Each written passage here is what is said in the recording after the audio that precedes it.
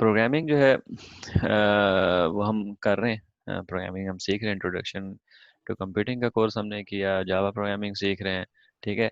हम ये सब क्यों कर रहे हैं? क्योंकि हमने ओवरऑल जो है सॉफ्टवेयर डेवलपमेंट करनी है। एक ठीक जगह है। सॉफ्टवेयर डेवलपमेंट जो है, तो सॉफ्टवेयर डेवलपमेंट प्रोसेस जो है हमने उसको थोड़ा सा आज डिस्कस करना है। सॉफ्टवेयर डेवलपमेंट प्रोसेस जो है कैसे होता है, आपको याद होगा हमने ना वो किया था, एक हमने प्रोग्राम बनाया था, हमने गेम बनाई थी। हमने कहा था कि जी अगर आप कोई नंबर सोचें ज़बानी तो हम उसको गेस कर लें। ठीक है। फिर हमने सोचा था कि हम उसको गैस कैसे करेंगे। हमने कहा था कि ना जो भी अगर हमें वो रेंज देगा बंदा, मिसाल के तौर पर 1 से लेकर 100 नंबर तक रेंज देगा, तो हम उसको ना मिडिल नंबर बता दिया करेंगे हमेशा। तो 1 से लेकर 100 का मिडिल होगा 50। हम उसे कहेंगे भाई 50 तुमने सोचा है। अगर वो कहेगा नहीं, तो हम कहेंगे अच्छा फिर बता ये नंबर जो है ना, जो हमने गैस किया है वो बड़ा है कि छोटा है। तो जिस तरह वो बताएगा, अगर वो बताएगा कि ये नहीं, ये नंबर जो तुमने गेस कर लिया ये बड़ा है, तो हम अपना जो हायर रेंज है उसको नीचे कर लेंगे। हम अपना यानी कि इंस्टेड ऑफ 1 से लेकर 100 तक जो हमने पहले गेस किया था, अब हम 1 से लेकर 50 कर लेंगे। और 1 से लेकर 50 तक हम रूल वही इस्तेमाल करेंगे कि हम उसका मिडिल नंबर गेस कर देंगे। हम कहेंगे हाँ भाई तुमने 25 नंबर सोचा, इसका मतलब। अब अगर वो जवाब में कहेगा नहीं, जो तुमने नंबर मुझे बताया है वो छोटा है, तो हम अब इस तरफ से रेंज कम कर लेंगे। और हम 25 से और 50 के बीच में से हम करेंगे, तो हम 25 और 50 का बीच का नंबर होता है 37। हम उसे गेस कर देंगे 37। और इस तरह हम चलते चले जाएंगे। इवेंचुअली जो है ना हम गैस कर लेंगे। और हम कम स्टेप्स में, हम अगर हम अंधाधुंध गैस करते हैं कि नंबर एक, आपने 1 से लेकर 100 तक गैस सोचा है आपने, तो हम कहते हैं 1 2 3 4, तो पता नहीं 100 दफ़ा ही हम उससे पूछते रहते हैं और वो कहता रहता नहीं नहीं नहीं नहीं नहीं। ठीक है। तो मज़े की गेम भी नहीं होती शायद। जबकि इस केस में थोड़ा बहुत हम उसका हमने कहा कि जी 100 नंबर तक गैस करने के लिए हमें मैक्सिमम 7 दफ़ा पूछना पड़ेगा। तो हम सात सात गैस ट्राइज में हम कल जवाब दे सकते हैं। ये हमने सोचा कि ये बड़ा अच्छा फार्मूला है। फिर हमने उसको इम्प्लीमेंट किया। हमने उसका पहले सूडो कोड लिखा था, इफ़ यू रिमेंबर, कि वो कैसे होगा। उसमें इस तरह हम क्वेश्चन पूछेंगे और उसके बाद हम इसको लूप में चलाते रहेंगे, बार बार मिडिल वाला जवाब देते रहेंगे। फिर हमने उसको एक्चुअल कोड में डाला और उसके बाद हमने उसको एग्जीक्यूट किया। हमने हमने हमने सिर्फ हमने ज़्यादा कुछ नहीं कहा, लेकिन हमने ये कहा कि जी हम ये कोड अपने किसी दोस्त को भेज सकते हैं और वो उसको चला सकता है। फिर हम किसी और दोस्त को भेज सकते हैं, वो भी चला सकता है, और वो सारे इसको खेलेंगे, सबको मज़ा आएगा। ठीक है। हम इसके अंदर वैसे ही हाइपोथेटिकली 2 और पॉइंट ऐड कर लेते हैं। ये भी हो सकता है कि जो हमने एवरेज का फार्मूला लिखा था कि पहले नंबर को दूसरे नंबर से रेंज का जो भी है, जैसे 1 और 100 है, तो 1 और 100 को ऐड कर दो और उसको डिवाइड कर दो 2 से। तो ये फर्ज किया, क्या कहते हैं उसे, फार्मूला था। फर्ज किया हमने ये गलत लिखा था। हमें जो है ना पता लगता है कि जब हम इस तरह करके करते हैं तो वो जवाब आता है 1 और 100 का हम ऐड करेंगे 101 को 2 से डिवाइड करेंगे तो 50.5 आता है। और 50.5 का जो है ना जवाब जो है ना वो फर्ज किया 51 गेस कर देता है हमारा कंप्यूटर। ठीक है। इसका मतलब है कि इसमें कोई मसला है।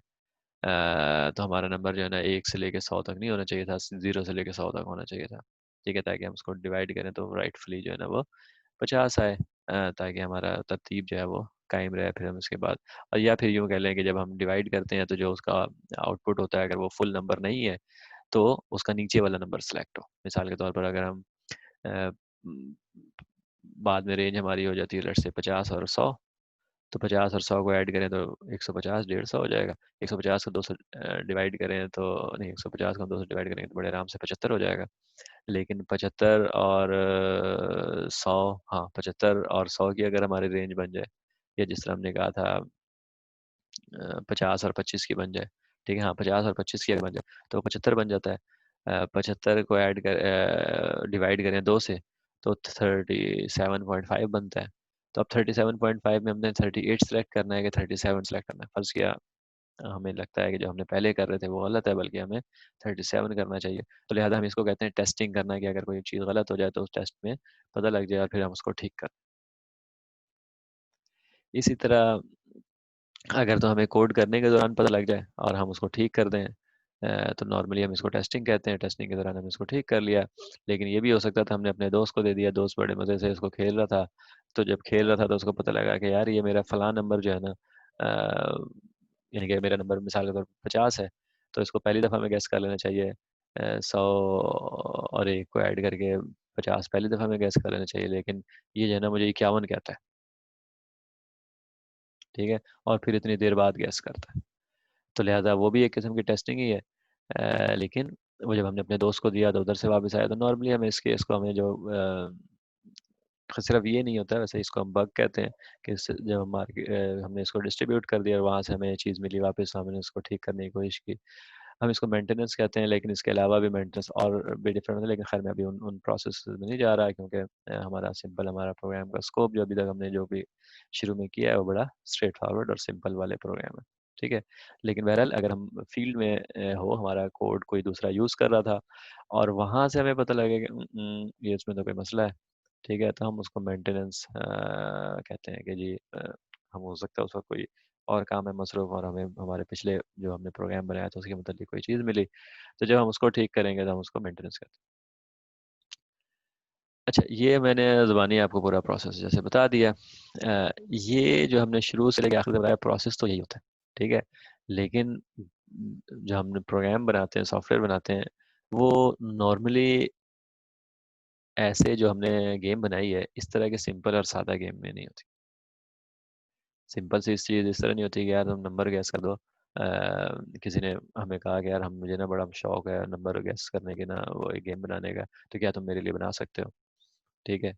नॉर्मली जो रिक्वायरमेंट होती है या जो यूँ कह लें कि जो इनिशियल आइडिया किसी कस्टमर से कहीं से भी आता है, वो इससे कहीं ज़्यादा कॉम्प्लेक्स होता है। मैंने अपने बिजनेस का जो है ना कस्टमर की डेटाबेस बनानी है, मैंने एंटरप्राइज रिसोर्स प्लानिंग करनी है, यानी कि मेरे जो एम्प्लॉयज़ वगैरह हैं उनका हिसाब किताब रखना है, ठीक है। मैं जो सैलरीज देता हूँ उनका हिसाब किताब रखना है। मैंने क्रिकेट मैच का मिसाल के तौर पर स्कोर कार्ड बनाना है, ठीक है, मैंने लूडो की गेम बनानी है। तो वो काफ़ी यानी कि वो जो हमारी गेम थी उसके मुकाबले में नॉर्मली आम से आम कस्टमर जेन्युइन जो रिक्वायरमेंट होती है वो उससे बहुत ज़्यादा कॉम्प्लेक्स होती है। तो जो जो वो रिक्वायरमेंट्स यानी कि इवन इस केस में अगर मैं आपको कहूँगा कि भाई मेरे लिए गेम बना दो जिसका काम हो, नहीं मैं आपको कहूँगा मेरे लिए गेम बना दो नंबर गैस करने वाला, ठीक है। तो सबसे पहले आप क्या कहेंगे, नंबर गैस करने वाला, मैं कैसे गैस करूँगी, क्या चाहते हो आप, यानी कि मैंने पहली दफ़ा में गैस कर देना है या आप मुझे हिट एंड ट्राई की ऑप्शन दोगे। तो मैं कहूँगा हाँ, अगर आपने पहले नंबर में गैस नहीं किया तो दूसरे में ट्राई क्यों कर लें। फिर आप कहोगे लेकिन दूसरी ट्राई में आप मुझे कोई हिंट दोगे कि जो मैंने गलती की है वो कहाँ की है, यानी कि वरना तो फिर मैं तुक्का ही लगाते रहूँगी 1 2 3 4 ऐसे, ठीक है। तो मैं कहूँगा हाँ ठीक है, तो तुम मुझसे पूछना, मैं तुम्हें बता दूंगा कि ये नंबर बड़ा है कि छोटा है। तो ये जो प्रोसेस होता है ना, जो भी आपको रिक्वायरमेंट दे रहा है, यानी कि बता रहा है कि भाई मुझे क्या चाहिए, ठीक है। इस प्रोसेस को जो जो भी दे रहा हो वो तो ज़ाहिर सी बात है आपका कस्टमर है, इस प्रोसेस को उससे लेने के प्रोसेस को हम कहते हैं requirement specification.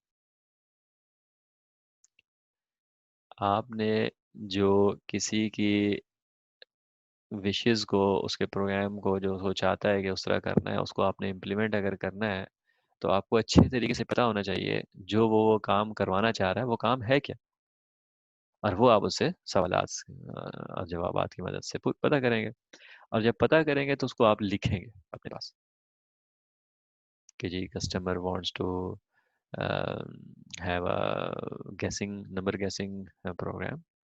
Uh, Computer should guess a number between defined range. Uh, if the guessed number is wrong, customer can ask the hint. Sorry, computer can ask the hint and blah blah. ठीक है, तो ये जो properly इसको देखना होता है, इसको हम कहते हैं रिक्वायरमेंट स्पेसिफिकेशन।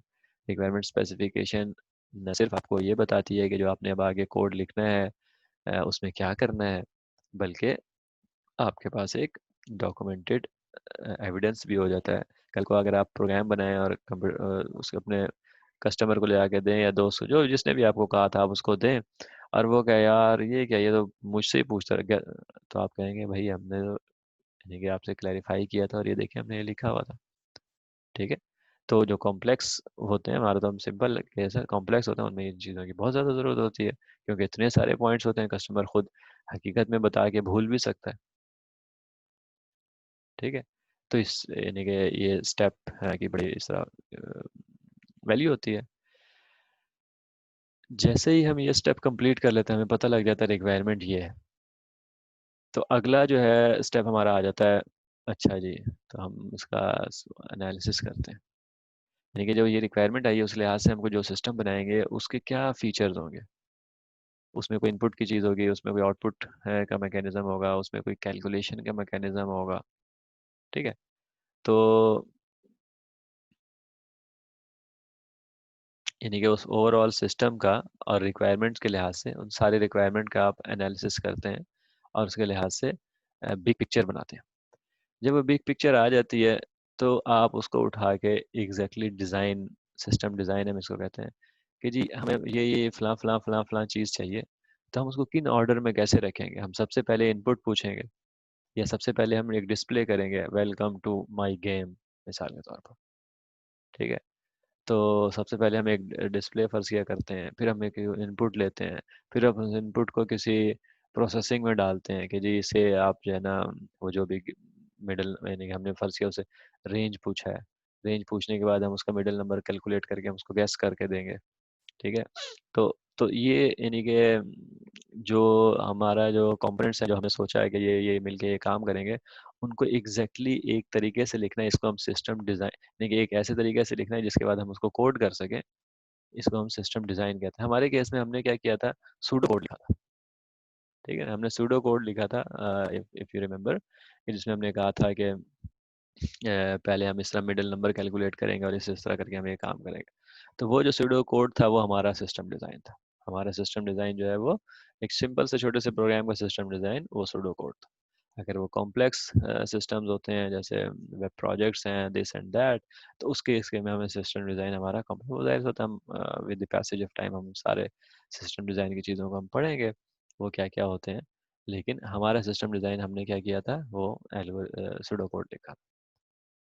और उसके बाद हम उस स्टेज पे पहुंचे थे कि जब हमने एक्चुअल जावा कोड लेके अपने नंबर गैसिंग गेम को इम्प्लीमेंट किया था। तो ये जो कोड जो असल जो अभी हम सीख रहे हैं, ज़्यादातर अभी हम वो इम्प्लीमेंटेशन वाला जो ये मिडल में आपको स्टेप नज़र आ रहा है, हम ये वाला काम जब हम कोड में डालते हैं तो हम ये काम करते हैं। इम्प्लीमेंटेशन जो is very very tied to testing as well. जब आप इम्प्लीमेंटेशन कर रहे होते हैं तो साथ साथ में आप उसकी टेस्टिंग भी कर रहे होते हैं, और इवेंचुअली जो है ये इम्प्लीमेंटेशन और टेस्टिंग का साइकिल जो है वो आपको आपका फाइनल रेडी प्रोग्राम कोड जो है वो आपको मिल जाता है टेस्टिंग के बाद। टेस्टिंग के बारे में मैंने आपको बता दिया कि आप वो सारे तरीके देखते हैं कि यार जो ये मैं बना रहा हूँ इसमें कहीं कोई गड़बड़ तो नहीं है, इसमें कोई गलत वैल्यू तो नहीं दे रहा है। इसमें मिसाल के तौर पर जब हम कहते हैं हेलो ब्ला ब्ला नंबर गेसिंग गेम, तो फर्ज किया मेरा जो यूज़र है वो अंग्रेज़ी नहीं जानता, तो क्या मैंने उर्दू में उसको स्ट्रिंग दी है, यानी कि उर्दू में उसको इन्फॉर्मेशन दी है मिसाल के तौर पर। ठीक है। तो ये सारी चीज़ें जो हैं वो अपने स्कोप के लिहाज से जो हमने रिक्वायरमेंट हमने डॉक्यूमेंट किया था ना, उसके लिहाज से टेस्टिंग और इम्प्लीमेंटेशन हम करते हैं। और इवेंचुअली हम फैसला करते हैं कि भाई ये तो हो गया सारा कुछ, प्रोग्राम हमारा रेडी है। लेकिन हमारा काम अभी भी ख़त्म नहीं हुआ। प्रोग्राम हमारा रेडी है। अब हमने कहा था कि यार इसको हमने कस्टमर को या अपने दोस्त को भेजना है खेलने के लिए, इस गेम को खेलने के लिए। ठीक है, तो हम भेजेंगे कैसे उसको? क्या हम ईमेल में डाल के भेजेंगे? क्या हम सीडी पे राइट करके पोस्ट करेंगे? क्या हम अपने कंप्यूटर पे प्रोग्राम चला के अपने दोस्त को अपनी कुर्सी पे बैठा के कहेंगे हाँ भी खेल? क्या तरीका होगा वो? ये जो भी तरीका होगा, जो भी तरीका हम फैसला करेंगे, उसको हम कहते हैं डिप्लॉयमेंट। हमने एक जो प्रोग्राम बनाया उसको डिप्लॉय कैसे करना है ताकि उस प्रोग्राम का फ़ायदा उठाया जा सके। कोई इस प्रोग्राम को इस्तेमाल कैसे करेगा। ठीक है।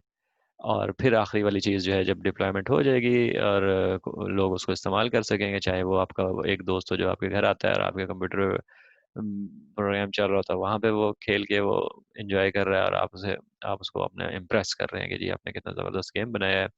या फिर आपका वो कस्टमर है जो कि जिसने आपको ऑर्डर किया था और आपने उसको सीडी में डाल के उसको दे दिया है ताकि वो अपने कंप्यूटर पे लगा के चलाए, या whatever X Y Z जो भी तरीका है, या आपने ऑनलाइन उसको होस्ट कर दिया है कहीं पर, एंड्रॉयड की एप्लीकेशन बना दी है और वो हर कोई जो है वो एप्लीकेशन डाउनलोड करके उसको अपने मोबाइल पे चला सकता है। जो भी तरीका है उस तरीके से लोग उसको इस्तेमाल करना फर्ज गया शुरू हो गए हैं।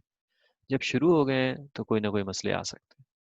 वो प्रोग्राम के अंदर इशू भी हो सकता है, वो ये भी हो सकता है कि after some time you need के जी ये जो नंबर गेसिंग गेम है ना, इसकी जगह कोई लॉजिक चेंज हो जाए, या कोई नंबर नंबर की रेंज चेंज हो जाए, या कुछ कुछ कुछ प्रोग्राम में कुछ इनोवेशन आए, वरना तो लोग खेल खेल के बोर हो जाएंगे। 2 दफ़ा 4 दफ़ा खेलेंगे, बोर हो जाएंगे, तो फिर आगे दोबारा नहीं खेलेंगे। तो ऐसे सारे कामों को जो कि हमने डिप्लॉयमेंट के बाद हम दोबारा हम उसके ऊपर आते हैं और उसमें दोबारा कुछ थोड़ी छेड़छाड़ करते हैं, या उसको सही करते हैं, या उसमें कोई प्रॉब्लम फिक्स करते हैं, हम इसको मेंटेनेंस करते हैं। अपने सॉफ्टवेयर की, अपने प्रोग्राम की मेंटेनेंस करते हैं। तो ये जो सारे स्टेप्स हैं, मैंने आपको अपने जो सिंपल सा प्रोग्राम था उसके लिहाज से आपको एक्सप्लेन किया है कि कैसे वो ये यानी कि सारे स्टेप्स उसमें भी इन्वॉल्व, हमारे छोटे से प्रोग्राम में भी इन्वॉल्व होते हैं, अगरचे हमने उनमें से कुछ के ऊपर थोड़ा बहुत फोकस किया था, बाकियों पे उतना ज़्यादा नहीं किया था। ठीक है। लेकिन ये जब भी हम अब प्रोग्राम लिखेंगे, वो हमारे हमेशा वो टॉप से शुरू होगा। हम चाहें उसको एक्सप्लिसिटली, अगर हमारे पास बहुत ही ये फ़र्ज़ कर ले हम अपने लिए प्रोग्राम लिख रहे हैं, ठीक है? तो हमें तो पता है कि हमारी रिक्वायरमेंट क्या है, तो हम उसको शायद एक्सप्लिसिट कहीं पर लिखें ही ना, ज़हन में ही हमारे हो, ठीक है? या फिर बिल्कुल ही हमारे हमने किसी से पैसे लिए हुए हैं और उसके पैसे के हम पर लिख रहे हैं, तो लिहाजा हमें एग्ज़ैक्टली जैसा वो चाह रहा है उसको वैसा ही इम्प्लीमेंट करके देना है। तो इन दैट केस जो है वो हमें लाज़मी लिखना है। तो ये इनमें से जो भी दो तरीकों में से कोई भी एक तरीका हो, या तो आपके बिल्कुल ज़हन में आपने कुछ नहीं लिखा, या आपने बहुत ही अच्छे से उसको सारे रिक्वायरमेंट को एक-एक करके डॉक्यूमेंट किया, और इवन कस्टमर जिसने आप लोगों को पैसे दिए आपने उससे साइन करवाया है कि क्योंकि आपके उसके बाद महीने 2 महीने व्हाटएवर जितना भी टाइम लगता है, वो टाइम लगेगा। टाइम लगने के बाद जब आप उसके पास जाएँगे, अगर वो इनकार कर दे कि नहीं ये तो मैंने कहा ही नहीं था, तो फिर तो दोनों का नुकसान होगा। तो इवन उस आप उससे साइन भी करवाएँगे मिसाल के तौर पर। तो इन दोनों एक्सट्रीम के दरमियान जहाँ पर भी आप हों, जब भी आप कोड लिखेंगे ये होगा ज़रूर, चाहे वो ज़हन में रिक्वायरमेंट स्पेसिफिकेशन हो, चाहे वो बाकायदा प्रोसेस के तहत हो, होगा ज़रूर। उसके बाद चाहे वो सिस्टम एनालिसिस जो है वो आप जल्दी-जल्दी इसे सोच के इसी तरह करके कर लें, छोटा-सा प्रोग्राम है आपने लिख लिया। बल्कि सिस्टम एनालिसिस तो अमूमन इतना छोटा प्रोग्राम तो होता भी नहीं है ना, कम ही होता है। तो आप कुछ ना कुछ हद तक उसको कागज़ पर या अपने कंप्यूटर पर ही, या जो इनिशियल वर्ज़न ऑफ प्रोग्राम की सूरत में आप लिखेंगे ही लिखेंगे। करेंगे, करेंगे, ठीक है। तो उसके बाद उसी तरह सिस्टम डिज़ाइन कि जी क्या चीज़ कंपोनेंट, कहाँ कंपोनेंट, कौन-सा कंपोनेंट हम इस्तेमाल करेंगे, हम उसको एंड्रॉयड ऐप के सूरत में लिख रहे हैं तो उसके हम GUI वगैरह कहाँ से लेकर आएँगे, या हम उसको खुद इम्प्लीमेंट करेंगे, कैसे करेंगे। फिर एक्चुअल कोड, कोड के दौरान और बाद में टेस्टिंग, फिर इवेंचुअली डिप्लॉयमेंट हमने कहा। ये सारे प्रोसेस जो है, और उसके बाद मेंटेनेंस, यही हर प्रोग्राम का लाइफ का पार्ट है। ये आप हमेशा करते करेंगे। मैं बार-बार कह रहा हूँ कि इनको आप अवॉइड तो नहीं कर सकते। सिर्फ ये है कि कभी आप इनको विज़िबली कर रहे होंगे, कभी आप इनको इनविज़िबली कर रहे होंगे। तो चूँकि प्रोफ़ेशनल जो है डेवलपमेंट, उसमें सबसे इम्पोर्टेंट चीज़ जो है ना, ये मैं शायद आगे बार-बार इस्तेमाल भी करूँ, उसमें सबसे इम्पोर्टेंट चीज़ होती है प्रेडिक्टेबिलिटी। कि जो आप काम कर रहे हैं आपको पता हो कि आप फ़लाँ इतने दिनों में ये चीज़ें ख़त्म कर लेंगे। आप ये काम करेंगे तो उसमें ये इश्यू नहीं आएगा। आप ये काम करेंगे तो उसमें फ़लाँ, फ़लाँ, फ़लाँ रिक्वायरमेंट जो है वो लाज़मी पूरी हो जाएगी। तो ये सारी चीज़ें जो लाज़मी के साथ आ रही हैं ना, कि ये हो जाएगा, ये हो जाएगा, ये हो इसको हम प्रेडिक्टेबिलिटी कहते हैं। अगर आप प्रोग्राम बनाते हैं और वो चले ना, आप उसको ठीक करके देते हैं, उसमें फिर कोई बग आ जाए, फिर आप कोई चीज़ करें, फिर उसमें फिर भी पता लगे ये भी मसला आ रहा है, तो ऐसी चीज़ को तो कोई इस्तेमाल नहीं करेगा। जब तक प्रेडिक्टेबिलिटी आपके उसमें प्रोग्राम में नहीं होगी, तो उसको उसका कोई फ़ायदा नहीं होगा। तो और प्रेडिक्टेबिलिटी कैसे आती है कि इन सारे प्रोसेसेस को आप विज़िबली करेंगे। हम ये यानी कि ये जब हम बात कर रहे हैं, हम यूँ कह लें कि अगले पूरे हमारा पर्सनल कंप्यूटर साइंस का जो पूरा वो है, यूँ कह लें कि निसाब है, वो सारे को कवर कर रहा है।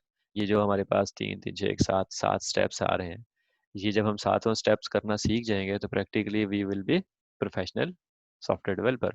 ठीक है? तो ये हम लंबी बात कर रहे हैं। यानी कि हम इसको इनके अंदर वाली चीज़ों को हम एक-एक करके रिक्वायरमेंट स्पेसिफिकेशन को, सिस्टम एनालिसिस को, डिज़ाइन को, मेंटेनेंस को, डिप्लॉयमेंट को, और टेस्टिंग और इम्प्लीमेंटेशन को, जिसमें से सबसे पहले हमने इम्प्लीमेंटेशन वाला स्टार्ट किया है। ठीक है?